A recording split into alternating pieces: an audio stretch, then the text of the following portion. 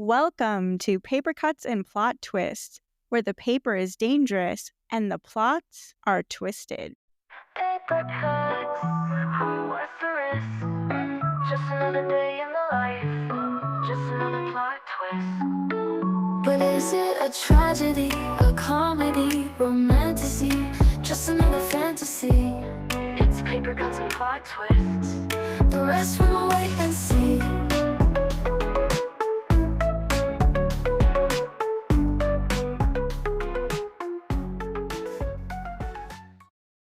Welcome back. If you're new to our podcast, this is episode 3 of a 10-episode season. Today we're talking about history, but not like you might think. La histoire, as the French call it. Essentially, the story.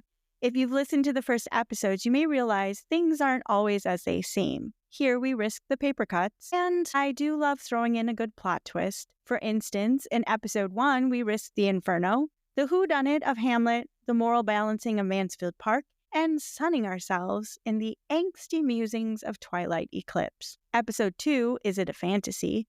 We took a deep dive into the heart of the genre. I'm still recovering. Either way, I'm glad you're here, and I can't wait to deep dive in today's episode where I am joined by one of our authors, Rich Kopacz, who will share his process when writing historical fiction. Stay tuned for more. It's paper cuts and plot twists. The rest we will wait and see. Usually at this point in the episode, I share the books I'm using to help dive into the episode's topic. Instead, I've planned something a little different to help with the discussion. How many of you have heard of the legend of Paul Bunyan and Babe the Blue Ox? Growing up in Minnesota, it's cultural. I visited 3 statues of Paul and Babe, something like that. Maybe like one was Paul without Babe or vice versa. I remember our elementary teacher talking about tall tales, kind of like the myths and fairy tales we discussed in episode 2. Paul Bunyan was ours. He and Babe roamed the North Woods, clearing like large trees, which were actually probably taken down by like the glacial slide. And everywhere he stepped, his footprint became one of our 10,000 lakes. This is the legend. When I say tall tale, Paul Bunyan was the tallest, a giant of a man whose shadow turned day to night. A couple of months ago at my parents' house, for some reason, we got onto the topic of Paul Bunyan. Like, it was really unexpected. I don't even know like what led to it. My dad has this version of Paul Bunyan that I don't remember, which went a little bit like this. One day, my grandpa was making pancakes, and he told the kids, this included my dad, that when they made pancakes for Paul Bunyan, they used a griddle the size of a lake. It was so big, in fact, that a man strapped lard to his feet and skated around the inside of the griddle before pouring in the batter. So why am I telling you this about Paul Bunyan when we're supposed to be talking about history? Well, I just shared some of mine. My dad's, my mom's, my brother's, my fellow classmates, my fellow Minnesotans, and all of us who have heard the tale, the legend, the myth of Paul Bunyan and Babe the Blue Ox. We'll take a quick break, and then we'll be back to get into the rest of the episode. Shout out to subscriber Gabe the Everything Bagel. Gabe has lots of posts on food, bunnies. We've laughed in the timeline on X. It's been hilarious. Lots of good jokes. I hate cilantro. He loves cilantro. That's just a thing. Gabe, thanks so much for supporting me. If you want to follow Gabriel or Gabe the Everything Bagel, follow at Gabriel882X4488.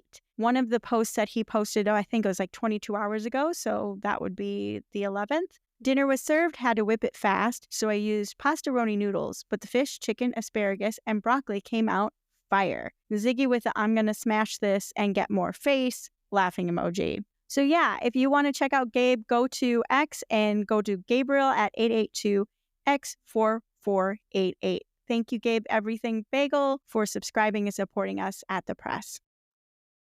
History. When I was sharing about the story of Paul Bunyan and Babe the Blue Ox, I was sharing a little bit about my history. It was a way for fun that parents would tell their kids about the story of Minnesota, the geography. But it wasn't located just where I lived. I've discovered it was in Northern California. I imagine in Washington and Oregon, in logging communities, they probably have their version of Paul Bunyan and Babe all over. And maybe it originated overseas. I don't know. But for me, the story was important. It was kind of a fun way to talk about the 10,000 lakes of Minnesota, about the glacier fields that created those lakes, that cut down the forests. It was interesting. And even as a kid, we knew it was all for fun, imagining this giant man. But it does become part of our story. And that's where history is interesting, because it's our story. And that doesn't necessarily mean nonfiction. It doesn't mean fiction.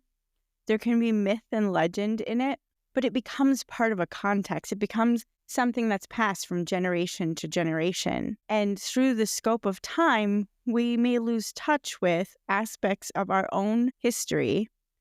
And we just get these little clues, whether through something we've read, fiction, or some artifact that's passed down that we can study and we understand through the facts and our knowledge of the understanding of it. For example, Jane Austen. I love Jane Austen. And I mentioned in episode 1 about Mansfield Park. But what's interesting about Jane Austen is she was a woman of her time. She lived in the Regency era. So her books are fiction. She's imagined these stories. We shouldn't assume that they're glimpses into her particular life, though her life did influence them in some ways. And when we study literature, we look at the full scope of the author, their context. This is how we kind of place ourselves in their stories. So we would ask ourselves about Jane. Where was she born? Who was her family? Was she wealthy? So we would ask those questions just to get a picture of who she was. That helps us understand both the context of the Regency era and the time that she writes. So we have a little more understanding. But it's more like we're just investigating that out of our curiosity to kind of place that story. And the more distance we get from it, the more we have to kind of investigate and learn and study, because we don't have firsthand knowledge. We're losing that firsthand knowledge. What's interesting about Jane Austen is that her sister Cassandra, when she passed away, she told her sister to destroy her letters and maybe even the manuscripts, like the unwritten things. And it's believed that Cassandra just was so heartbroken that she couldn't destroy everything. Jane must have not wanted evidence left behind of anything that she didn't publish or whatever. She wanted to kind of protect that, and she didn't want people to be curious. And maybe because she was influenced by, it's said, like some of her neighbors or her cousins, people that she knew, and were influencing her story. So even fiction, you may be reading a little bit about the attitudes and beliefs of those that were around her, and she didn't want them to know about it. So Cassandra ended up saving a few things, but we don't actually have a lot about her. We really didn't even know what she looked like, but there was just this drawing of Jane, and she was wearing a dress, and this dress was kind of a modern fashion for that time, but we find out that it came from Paris, from a cousin who brought it back. I believe it was a cousin. An older cousin brings it back from Paris, and she's wearing it, and then there's like a portrait of her wearing this dress of this kind of contemporary fashion, but it wouldn't have been typical of her in England. So that's context that you find out that really kind of places the author as the writer of that story. And we learn a lot about history through this work of fiction, of her works of fiction. Another author like this is Charles Dickens. I love Charles Dickens. And there's been things, whether we believe them or not, I guess that's for you to discern, that he really impacted society with his work of fiction. For instance, Tale of Two Cities. Tale of Two Cities is about two cities, one where there's a king and a queen on the throne in England, a king and a queen on the throne of France. And there's this comparison made between these two cities because you have the French Revolution happening. One of my favorite descriptions, extended metaphors that not just that Dickens does that I've read, is there's a vat of wine is in a barrel and it breaks and it pours out on the street and people are lapping it up. They're grabbing cups and they're drinking the wine off the street. And it foreshadows what would happen with La Madame Guillotine, the beheadings, the death of the royals in France. So it foreshadows the blood being poured out, the blood being spilled in the streets. And it's well done that if you didn't know a lot about the French Revolution, you may be surprised by it. And you may read that and not realize what that foreshadows. But it's also said of Charles Dickens that when he writes this and makes this comparison, that he may have done a lot to sway the passions of the people of England to not repeat the history of France and have a bloody revolution. So some have suggested that. They've also suggested that Dickens influenced the celebration of our current day Christmas. While it was Prince Albert who married Queen Victoria, they celebrated, he brought the traditions from Germany, and when he brought those traditions, he brought them to the royal household, and the Queen, they were celebrating Christmas with Christmas trees, O Tannenbaum, which is a German song, and they were decorating it and putting candles on it. And it's believed that when Charles Dickens writes A Christmas Carol, that it inspires this life at the hearth, life with family, and the importance of gathering together, the importance of the Christmas spirit. And it's noted that it was a small celebration among some. And then this is where it starts to become, after this story, which was kind of a phenomenal story that comes out, and people are just so drawn to it. And it's a short story, but it inspires people to celebrate Christmas in their homes, which really hadn't been done in that way before, with the help of Prince Albert and his traditions that he brought over from Germany. So you have all of these little parts that become part of our story. So we today are celebrating Christmas and have Christmas trees and whatever, and the way that we decorate the foods that we eat really could be traced back to Victorian England, and maybe even inspired in the Americas because of Charles Dickens, where it starts to become a celebration found in the home. And prior to that, wasn't in the same way. And that could be for good or for bad, depending on how you view it. But interesting nonetheless that these works of fiction are inspiring our story. I think it's interesting for a writer to write historical fiction. And we're going to be hearing from Rich shortly about his process as he's writing his historical fiction. And there's a lot when you're writing as an author of your time. And for somebody studying literature, we look back and we learn about that time, even through fiction, about the little things that were done. We can understand Victorian England, London through Charles Dickens' eyes, or the Regency period through Austen. We can understand things they were dealing with, social mores, just society as a whole, and we get a really strong picture of time and place through these works of fiction. And they become part of history. They become our history. But then there's this other side where, like in the book All the Light We Cannot See, we're talking about World War II. And there's a character who's blind, who lives in France. And then there's a German soldier in the same area who they meet.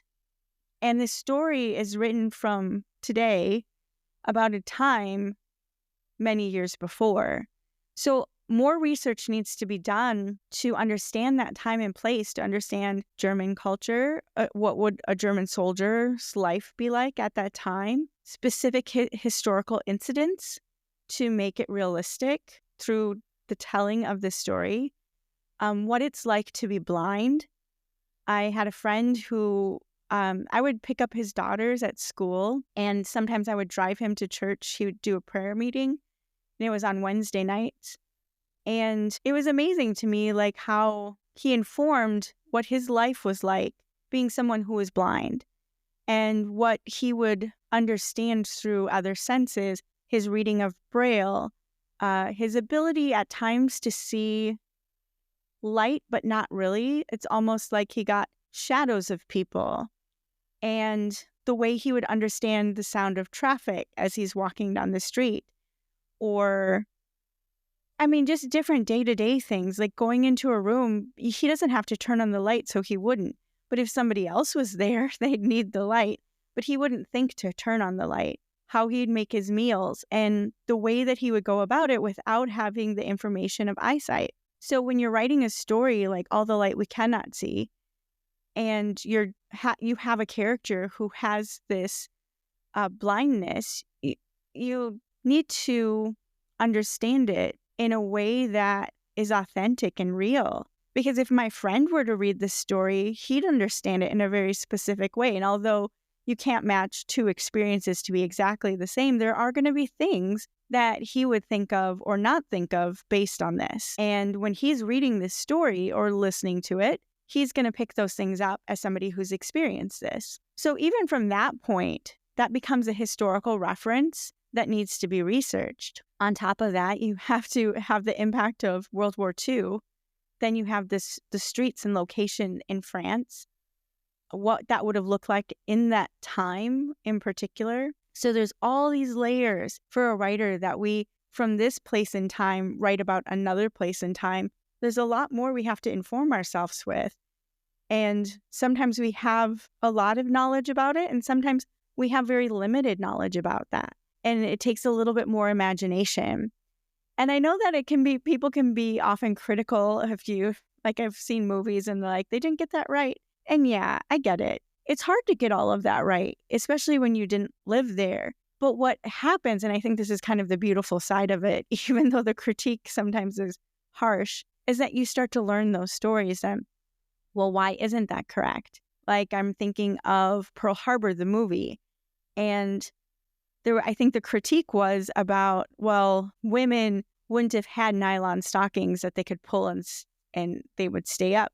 They had to be stockings that I think were clipped because they were cotton or something. I don't even remember the fiber, but they didn't have nylon. It was like, and what's interesting is I think it was just being invented. It was like right on the cusp of that time. So probably when the writer was writing the script, they saw that it was invented and all they thought, okay, I just need to check to make sure, was this invented at that time? And it was, except for the fact that, logically you think, well, not everybody in war who couldn't afford it, especially, if it was the USO or something, they couldn't afford stockings like that to give to the nurses. Or if the nurses were buying it themselves, they may not have had the money or the rations to buy that. So it wasn't an item that was readily available. And so it would have been limited. So you wouldn't have seen probably a young woman wearing those stockings, or maybe you would.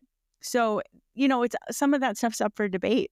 And it's really just what the information you have at the time. But isn't that true? It's always the information you have at the time, because you come up with stories like Paul Bunyan and Babe the Blue Ox, and you do it to explain geological nuances in a state, or just the fun of a parent telling these stories to their kids, these tall tales, much like a fisherman every time he goes out to fish, and it becomes like telephone and everybody's passing down the story and it keeps getting changed and transformed. And I'll tell you that I talked to my dad and asked him this story. He told a version of it and I added nuance onto that story. I don't think my dad said that the pan was as big as the lake. But because the pan was so big and he was skating on it, I assume it was as big as the lake. That's why he was able to skate on it. And I don't know why you'd have it outside in the cold, because it wouldn't, you need your pancakes to be hot.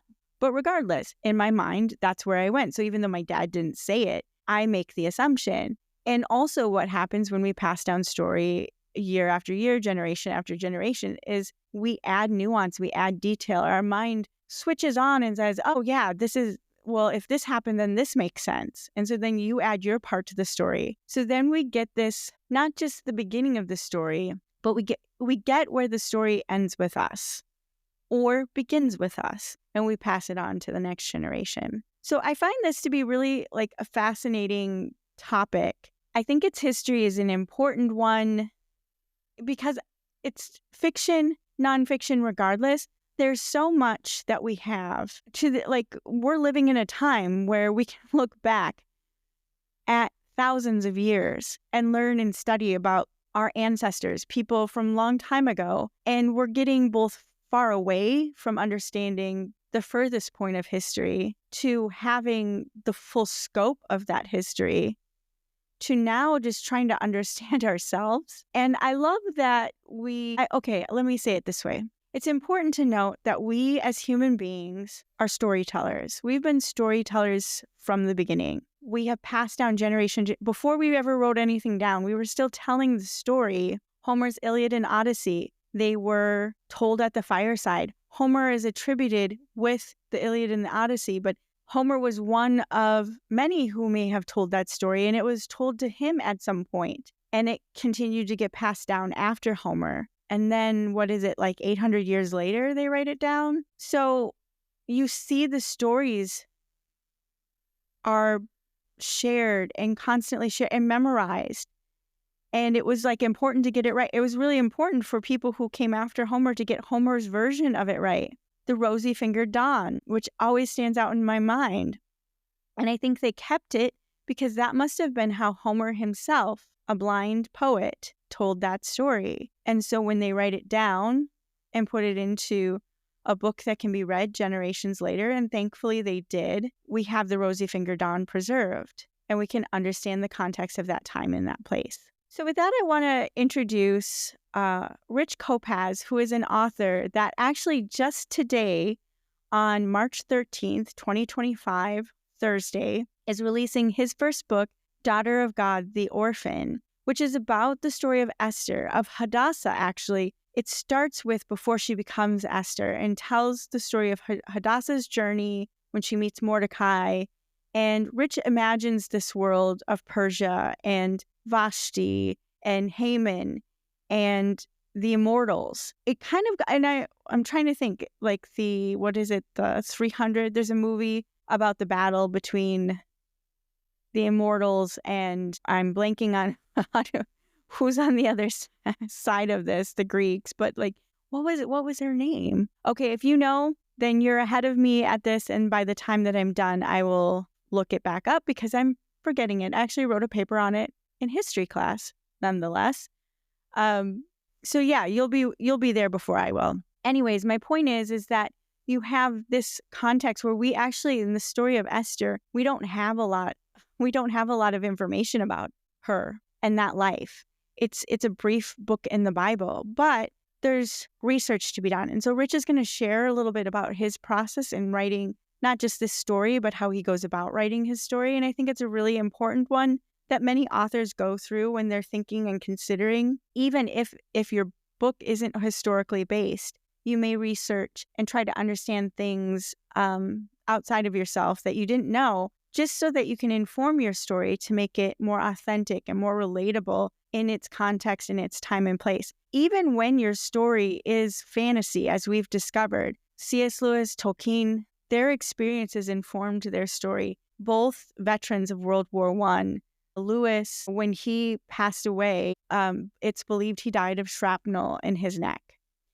And he lived with that shrapnel impacting his neck for his whole life since World War I. And he writes in Chronicles of Narnia, World War II, and Tolkien, you can imagine that the battles that he experienced or he saw in World War I may have influenced the writing of the battles in Lord of the Rings. And I think that's true for many authors, that their experiences will inform what they write, and it becomes part of their history, becomes part of that story, whether fully realized or not. Even in genres like fantasy, even in tall tales like Paul Bunyan, there's something of the real that's in it.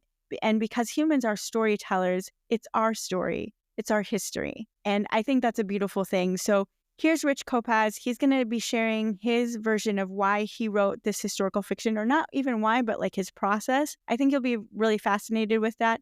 And then I'll be back to say goodbye. My process for writing focuses on story arc. Everything revolves around and culminates in the story arc and emanates out from the climax of the story. And then each chapter has its own climax, and everything in each chapter emanates out like a ripple effect. So the story arc, then the characters, but the characters, it is how to motivate them along the story arc. And I mean, as any writer will tell you, you build good characters, they tend to do what they want. And so a lot of times you fight with them to get them to...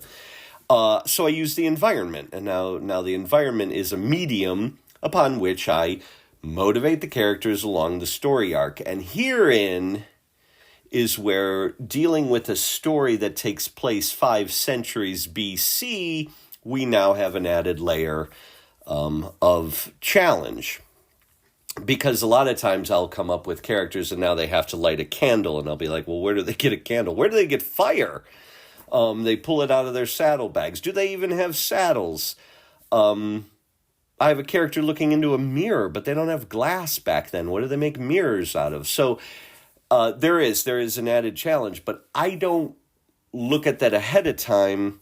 I look at the story arc, look at motivating the character, and then when I am pushing the environment through the character to get them along the story, now I have to reconcile, are these things possible? And what I found is, like, this is a whole nother country in a whole nother time period. I've had to look at travel charts. How long does it take to get? How far away are these places? What's the climate? What's the weather?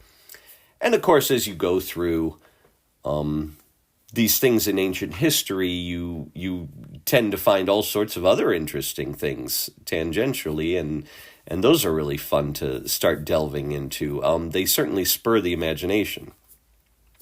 One of the things I've found very intriguing is when you are going this far back in time, the records get a little sketchy. And as you know, most of the historical records are written by the conquerors. And so some of this you got to take with a little bit of grain of salt in how things worked and the attitudes of the people and the characteristics of the kingdoms and things like that. So you the further back you go, you do tend to have some leeway in how you play things out. But technology-wise, there's a fairly stable window of, when things were invented and when things were used. Of course, I have a crazy archery contest that I've had to go back and find out, how far could they really shoot with any real accuracy compared to, today's archers. That was fun and very enlightening.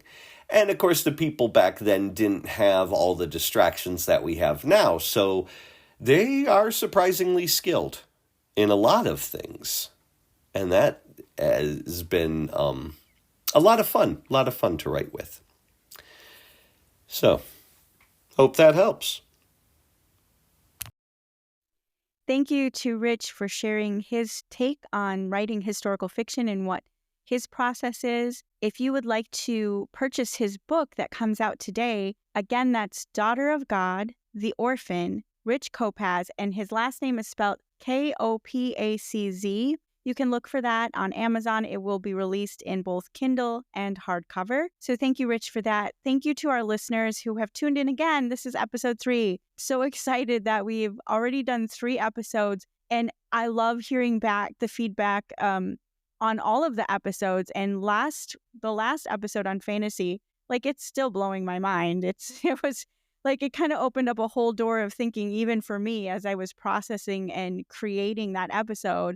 And thinking through what I wanted to say, I was kind of rediscovering my love for fantasy, maybe inspired to find those really special stories that, just take you into this other world. I think Blaze said it right. You just want to go and explore these other worlds, especially when you see what your world looks like. You're like, please, I want something different. And that desire, that eternal desire for heaven, that really just struck me. Next episode in 2 weeks, we're going to be talking about, this might be my personal favorite. It's kind of one that I spend time writing in, but it's I Love Hating You. It's a little twist on rom-com. It's not all going to be love and hate, but we're going to be talking about some thematics related to rom-coms.